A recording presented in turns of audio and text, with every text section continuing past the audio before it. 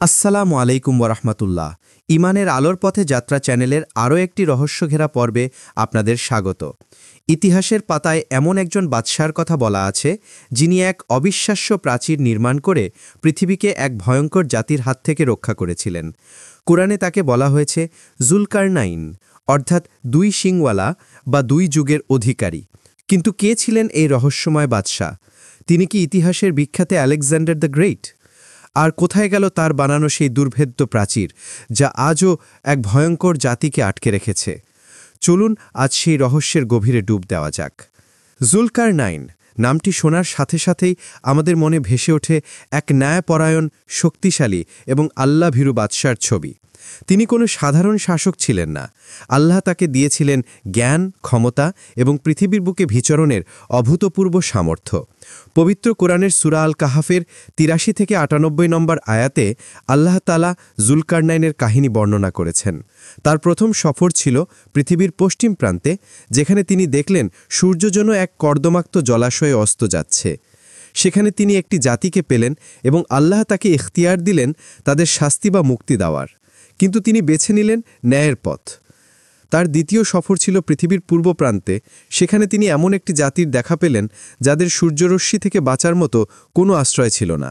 কিন্তু তার তৃতীয় সফরটিই ছিল সবচেয়ে বিস্ময়কর এবং মানব ইতিহাসের জন্য সবচেয়ে গুরুত্বপূর্ণ। তার তৃতীয় সফরে তিনি দুই পর্বতের মধ্যবর্তী এক স্থানে পৌঁছালেন। সেখানে তিনি এমন এক জাতিকে পেলেন যারা তার কথা প্রায় বুঝতেই পারছিল না। তারা ইশারায় তাকে জানালো এক ভয়ঙ্কর জাতির কথা, ইয়াজুজ ও মাজুজ। এই জাতিটি পৃথিবীতে বিপর্যয় সৃষ্টি করত, সবকিছু ধ্বংস করে দিত। সেই অসহায় মানুষেরা জুলকারনাইনকে অনুরোধ করল, আপনি কি আমাদের এবং তাদের মধ্যে একটি প্রাচীর নির্মাণ করে দেবেন? এর বিনিময়ে আমরা আপনাকে কর দেব। কিন্তু জুলকারনাইন ছিলেন একজন নিঃস্বার্থ বাদশাহ। তিনি বললেন, আমার প্রতিপালক আমাকে যা দিয়েছেন তাই উত্তম, তোমরা শুধু আমাকে শারীরিক শ্রম দিয়ে সাহায্য করো। তিনি তাদের নির্দেশ দিলেন লোহার বড় বড় খণ্ড আনতে। যখন সেগুলো দিয়ে দুই পাহাড়ের মধ্যবর্তী ফাঁকা স্থান সমান করে দেওয়া হলো, তিনি বললেন, এবার আগুন জ্বালাও। যখন লোহা আগুনে পুড়ে টকটকে লাল হয়ে গেল, তিনি বললেন, এবার গলিত তামা নিয়ে এসো, আমি এর উপর ঢেলে দিই। এভাবেই তৈরি হলো এক দুর্ভেদ্য, মসৃণ এবং অবিশ্বাস্য শক্তিশালী প্রাচীর, যা এতটাই মজবুত ছিল যে ইয়াজুজ ও মাজুজ তা বেয়ে উপরেও উঠতে পারল না, আবার তা ভেদও করতে পারল না। প্রাচীর নির্মাণ শেষে জুলকারনাইন অহংকার না করে বললেন, এ আমার প্রতিপালকের অনুগ্রহ। একটি বড় প্রশ্ন সামনে আসে, কে ছিলেন এই জুলকারনাইন? অনেক ঐতিহাসিক এবং কিছু ইসলামী চিন্তাবিদ তাকে গ্রিক বীর আলেকজান্ডার দ্য গ্রেটের সাথে শনাক্ত করার চেষ্টা করেছেন, কারণ আলেকজান্ডারও পূর্ব থেকে পশ্চিমে বিশাল সাম্রাজ্য বিস্তার করেছিলেন। কিন্তু এখানে কিছু বড় পার্থক্য রয়েছে। বিশ্বাস। জুলকারনাইন ছিলেন একজন এক আল্লাহতে বিশ্বাসী ন্যায়পরায়ণ বাদশাহ। অন্যদিকে ঐতিহাসিক বর্ণনা মতে আলেকজান্ডার ছিলেন পৌত্তলিক এবং গ্রিক দেবদেবীর উপাসক। চরিত্র। জুলকারনাইনের শাসন ছিল কল্যাণময়, আর আলেকজান্ডার ছিলেন একজন যার আক্রমণে বহু নগরী ধ্বংস হয়েছিল। অনেক আধুনিক আলেম এবং গবেষক মনে করেন জুলকারনাইন ছিলেন পারস্যের বাদশাহ সাইরাস দ্য গ্রেট, যিনি ছিলেন একজন ন্যায়পরায়ণ এবং একেশ্বরবাদী শাসক হিসেবে পরিচিত। তবে তার আসল পরিচয় কেবল আল্লাহই ভালো জানেন। তাহলে সেই প্রাচীরটি আজ কোথায়? গবেষকরা বিভিন্ন স্থানে এর সন্ধান করেছেন।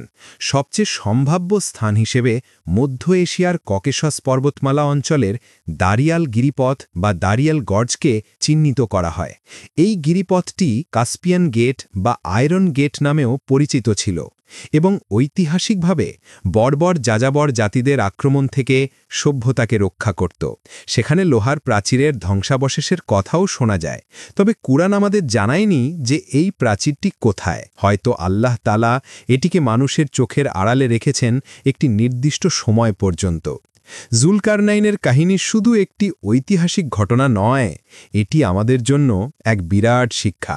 এটি আমাদের শেখায় একজন আদর্শ শাসকের গুণাবলী, ন্যায়পরায়ণতা, নিঃস্বার্থতা এবং আল্লাহর প্রতি কৃতজ্ঞতা। তিনি বিশাল ক্ষমতা পেয়েও অহংকারী হননি, বরং সব কিছুকে আল্লাহর অনুগ্রহ বলে স্বীকার করেছেন। আর ইয়াজুজ মাজুজের প্রাচীর আমাদের মনে করিয়ে দেয় যে কিয়ামতের আগে সেই প্রাচীর ভেঙে যাবে এবং তারা বেরিয়ে এসে পৃথিবীতে বিপর্যয় সৃষ্টি করবে, যা কিয়ামতের একটি বড় নিদর্শন। এই রহস্যময় কাহিনীটি আপনার কেমন লাগলো আমাদের কমেন্ট করে জানান। জুলকারনাইন সম্পর্কে আপনার কোনো মতামত বা প্রশ্ন থাকলেও তাও শেয়ার করতে পারেন। পরবর্তী ভিডিওতে আমরা ইসলামের আরও এক বিস্ময়কর রহস্য আসহাবে কাহাফ বা গুহাবাসীদের ঘুমন্ত জীবনের কাহিনী নিয়ে আলোচনা করব। তাই সত্যের এই যাত্রায় আমাদের সঙ্গী হতে ইমানের আলোর পথে যাত্রা চ্যানেলটি সাবস্ক্রাইব করতে ভুলবেন না। আল্লাহ আমাদের সবাইকে কুরআনের জ্ঞান অনুধাবন করার তৌফিক দিন। আমিন।